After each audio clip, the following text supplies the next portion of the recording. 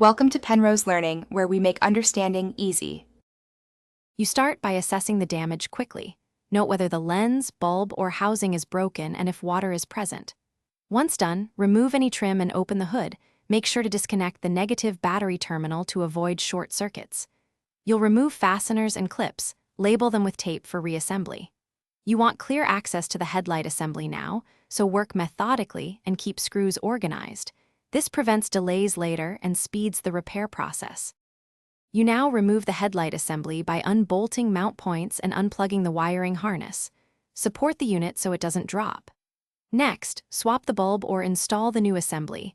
Align tabs and connectors, then mate the harness until it clicks.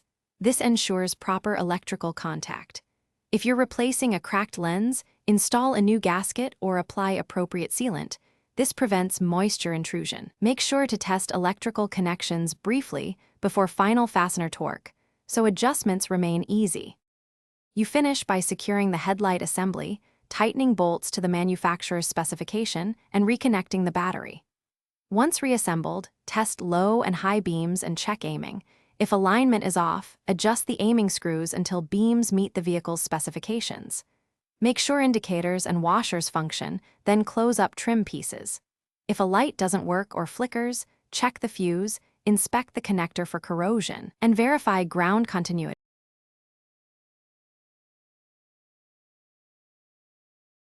Thanks for watching. If this was helpful, leave a like and consider subscribing. See you next time.